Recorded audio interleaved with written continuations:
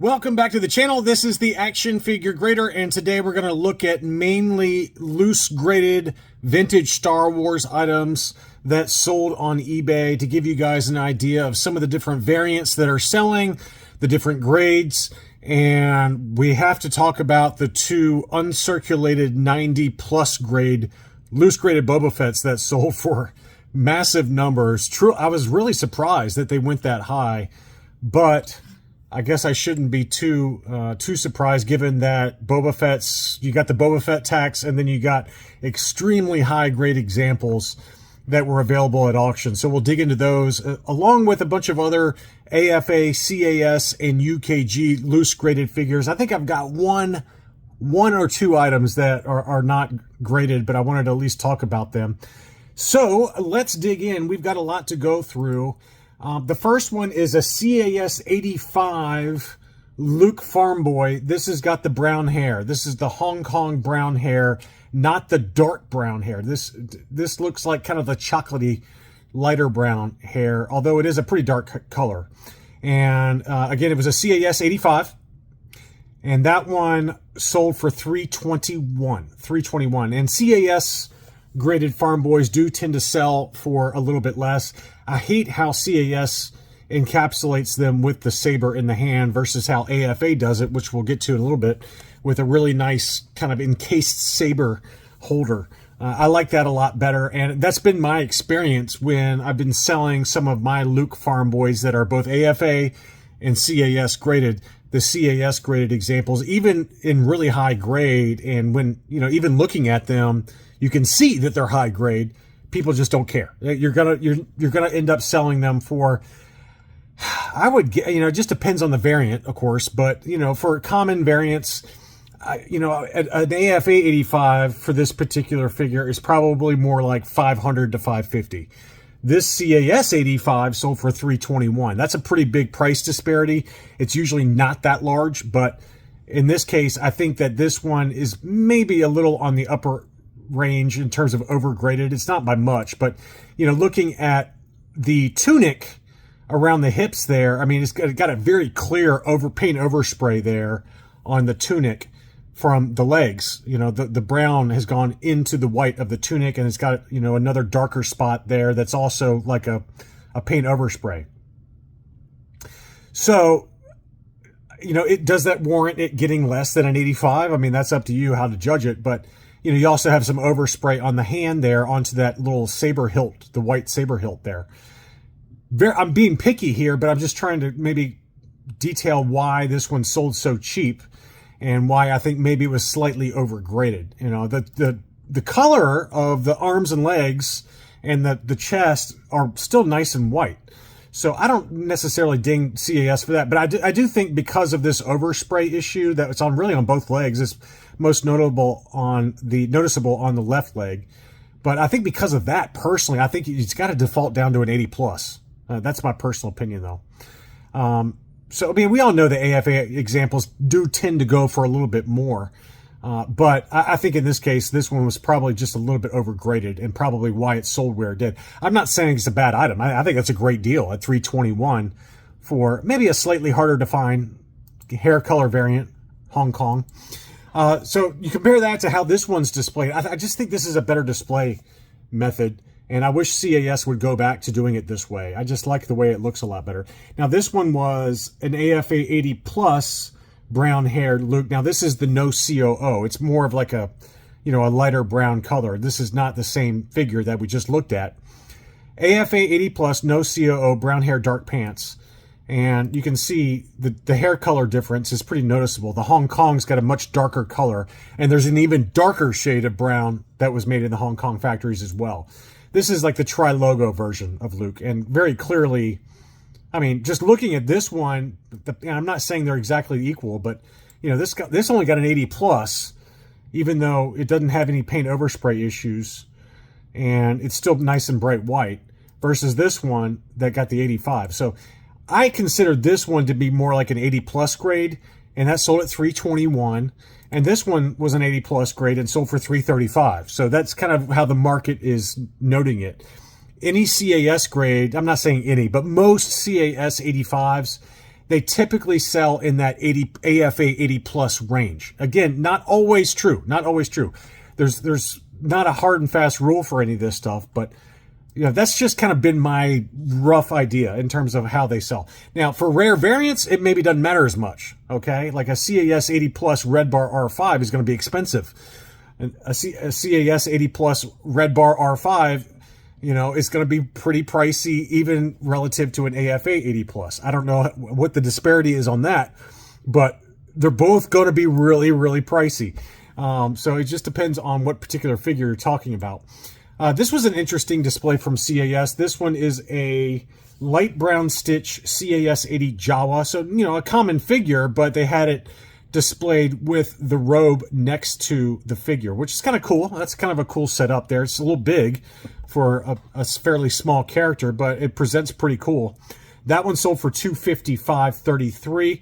A typical CAS light brown stitch Jawa is not going to sell for that price in an 80 grade. But because it's got a cooler display, that went for a little bit more money. I really like that. This is the first time I've seen that for the Jawa. They usually do that for the Luke Jedi. I've seen that, but I've never seen it for a Jawa before. I like that display a lot. This was a CAS 90 Yoda, and this one, just a typical orange snake Yoda with kind of those lighter brown eyes. You can see that there. But, a very common character, but in a 90 grade, and it sold for $293 Australian, which is $190 US. I mean, that's a great deal. That's a really good deal there. And even shipping from Australia was only $18. So, you're talking $210 for a 90 grade. Now, would it get a 90 grade with AFA? Probably not. I mean, AFA 90s are really hard to get. But that's still a very, very solid figure for, let's call it $210, even after shipping. All right, now we're going to dig into the Boba Fetts, and there were some absolute heaters that sold. We're going to start off small and then get more ridiculous, but this was a Taiwan 85 plus grade, very high grade example. That sold at auction for $339, which that's probably about right. Obviously, common Boba Fett variants, loose graded, even in high grade, have come back down in price. So this is a gold level 85 plus Taiwan as well with the correct, blaster, and it still sold for $339, which is well down from some of the highs, but probably in line. Then we have an AFA 85 Taiwan with the coin, and the droid's coin. So the droid's coin by itself, I mean, Chris just had one for sale over at Rogue 5 that was ungraded, just the coin, and that sold for $1,000. So the value, the meat and potatoes of this sales price is the coin, because it was an AFA 85 droid's coin for Boba Fett along with an AFA 85 Taiwan Boba Fett, which is the correct COO for the droid's mint on card Boba Fett. And these are all encased. It's cases inside of cases, which some people hate, but it's a nice display. That sold for $1,691, and a good solid, let's call that $1,300 to $1,400 of that number is from the coin. So very, very cool display. But then we get into the two heaters that I had, I think, in a what to buy video a couple of weeks back. This was an uncirculated 90 plus graded Boba Fett, Hong Kong, typical Hong Kong Boba Fett, but it's an uncirculated 90 plus, which is near impossible to get. I mean, I've sent in dead mint figures before and got 85s, and to get an uncirculated 90 plus, that is a really difficult thing to do, especially with Boba Fett, given all of the paint defects that are possible straight out of the factory. There's a lot of intricacies with the paint scheme on a Boba Fett. You got the different colors for the wrist gauntlets, you got the belt, you got the shoulder gauntlets, or the shoulder pads, you got the armor, the face paint, the knee paint. I mean, there are so many ways that a Boba Fett figure can go wrong straight out of the factory with paint oversprays and splotches and things like that. So this was obviously sent in on a mint on card, but still got the uncirculated 90 plus grade, and it sold for huge money in an auction, $21.59. So that is certainly the highest grade, or the highest price I've seen for a common loose graded Boba Fett. But obviously this is probably the highest graded, if it's not the highest graded, it's one of. I mean, if there are already 95s, I didn't look it up on the census, but well, I should really do that right now for you guys, but maybe we'll do that in a different video so I don't lose my stream of consciousness here, but there can't be a lot of 95s if there are any, and it's an uncirculated 90 plus. And then the same seller had an uncirculated 90 plus for the Taiwan Boba Fett, and that one sold for $21.31. So two massive numbers. I know a couple of you, I don't know if it was Anthony or Trilogy Hunter, one of y'all who collects these high grade, loose graded figures went after them and didn't win. But I mean, somebody was dead determined to get these, and I get it. I mean, it's not my cup of tea to spend this kind of money on a common figure in super high grade. But I guess if you're going to spend your money and you want to spend your money on the best of the best, there's worse ways to do it, right? So that's a beautiful item. Both of those were beautiful items, and those are kind of new high water marks for loose graded Boba Fett's. But what are the chances of us seeing something like that again on eBay? Probably not very often. These probably would have been better served to be listed on Hakes or Heritage, to go after those whale, Saudi Arabian oil sheiks that have a lot of money, and they're not going to be checking eBay. They're too busy, counting their money and running businesses to be going on eBay for this type of thing. But I think if it had been on Heritage or Hakes, do you guys, maybe in the comments, leave me a comment, let me know as you're leaving me a like, whether you think that these prices would have been higher, lower, or about the same if these had been on Heritage or Hakes or one of the big auction houses. I personally think, it depends on what other stuff's being sold at that time, right? If there's some other bigger items. But I think if this had been part of like the Jeff Jacobs collection, I could see these going for more money, believe it or not. Just because people get in the heat of the moment and they overbid. They overbid on stuff. And we've seen that on some of the items in the Jeff Jacobs collection where, the prices are leaving us scratching our heads. And then we see other items that sell for well below or at fair market value. So who knows? I'd be curious to know what you guys think on those. This was an AFA 85 no COO Darth Vader. This one sold down in Australia for 400 Australian, which is 260 US bucks. Pretty decent deal. This would be like on a Palatoy card back. Brand new case style AFA 85. And this was an interesting sale from that seller Villains, which we've talked about. He had a bunch of those awesome droids pre-production items. He clearly has gotten his hands on an ex-Kenner employee's collection because he's been slowly selling off some really high-end items. And this was an interesting one. This is the Wampa inside a baggie. It's listed as a paint sample prototype. I tend to agree with this because I've seen others like this on Facebook where they've found, bunches of these in boxes and things like that. So my guess is that it probably is. It does look like it's got maybe an alternate paint scheme to the hands. This one doesn't have any paint on the fingernails, and the horns look different too. The horns look maybe like lighter. I don't have one in hand, a typical retail Wampa in hand to compare it, but it looks a little lighter to me. And obviously this has got to be a pre-production prototype because it doesn't have any paint on the hands at all. And you see these occasionally in collectors' hands. I've seen them on Facebook. And somebody asked me while this auction was going where I thought it would go. And I said, I've seen them typically sell for like 400 to 450. That was the number I gave him. Byron, I don't know if you end up getting this one or not, but I thought this was a great deal at 396 bucks. That's on the lower end of where I kind of expected it to go. And while it's hard to get them graded as a prototype because there's not, much in the way of documentation supporting it, I just think it's got a lot. It's got enough going on looking at it that it probably is one of these pre-production Wampas that you see. They kind of come in these large, oversized baggies like this, and they either have alternate paint schemes or they had no paint at all. And I've seen ones that don't have any paint, like it's just completely no face paint, no horn paint, nothing. This one had some face and horn paint, but it didn't have any hand paint. So anyway, very cool item, and it sold for about 400 bucks. Brown's 8888 had an AFA 85 plus. This was a Hong Kong Bib Fortuna, new case style. That sold for 165. So even in high grade gold level for Bib Fortuna, they're not very expensive. They're pretty easy to find in high grade. This was a Blue Saber Luke Jedi. This one was the Hong Kong with the Blue Saber AFA 80 Plus. That sold at an auction for $185.50. Luke Jedis have come way back down in price, way back down. And admittedly, this is only an 80 plus, but even 85s I've found, when I was selling off a few of mine, that people just don't care anymore about Luke Jedi. I don't know why. I mean, probably because everyone's got one at this point that wants one. And there are a number of really cool variants you can collect for Luke Jedi, between the sabers and the different COOs and the molded face, painted face, flesh face, pale face, Taiwan, Hong Kong, no COO.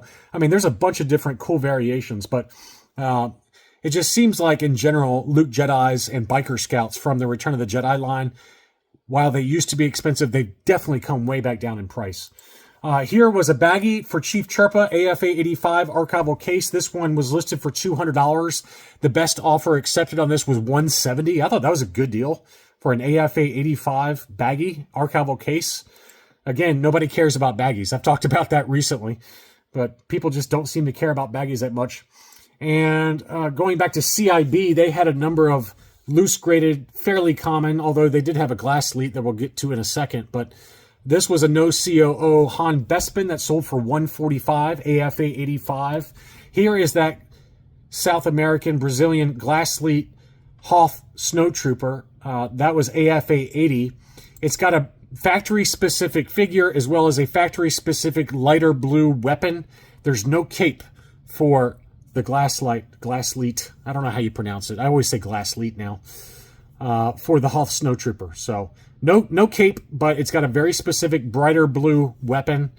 Very cool. I never got one of those when I was trying to put together my Snowtrooper variants. AFA 80, that one sold for $460. $460, big number there, but probably about right. And then we had an AFA 85 Yak Face. That one sold for $770.